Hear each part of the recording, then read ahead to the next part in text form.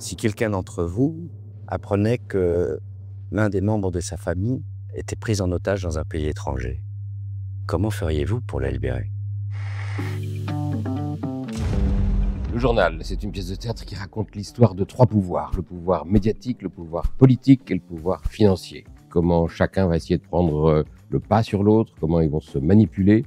Mon personnage, Edmond Viriès, directeur d'un grand journal d'investigation. Qui a une morale très forte, des positions très fortes, qui est respecté. Il est prêt à soulever une affaire concernant le ministre des Outre-mer. Et puis, Il se trouve confronté à un vrai dilemme. Sa fille est emprisonnée à Jakarta et il a besoin de ce ministre. Donc il va devoir, lui, se trouver confronté à est-ce que, à mon tour, je dois faire des compromis pour aller libérer mon enfant? C'est ce dilemme-là qui est cornélien, vraiment. La pièce nous interroge sur la difficulté qu'on a parfois à être en accord avec nos valeurs.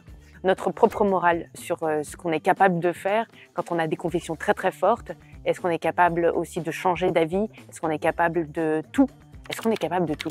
Attendez-vous à beaucoup de suspense. de vérités qui éclatent comme ça alors qu'on ne les attend pas. C'est une pièce avec des tiroirs, avec des surprises, avec des retournements.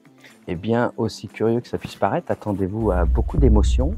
Le public doit s'attendre à faire partie intégrante de la pièce et à penser, à chercher, à avoir peur, à craindre avec nous qui sommes sur scène. Ce qui est cool dans cette pièce, c'est que ça nous rapproche beaucoup en fait de ce qui est en train de se passer dans l'actualité. Et ça, je trouve ça intéressant. L'écho que ça donne aujourd'hui aux gens de notre propre politique à nous. On est à la fois au théâtre et en même temps, il y a un découpage des séquences et un montage qui pourrait ressembler à une série, qui pourrait ressembler à un film. C'est surtout une direction d'acteur d'Anne Bouvier qui est absolument fabuleuse. Qu'elle laisse une grande liberté aux acteurs dans un cadre extrêmement précis. C'est un régal, quoi. Que dire d'autre? Retrouvez-nous à partir du 22 janvier au Théâtre de Paris.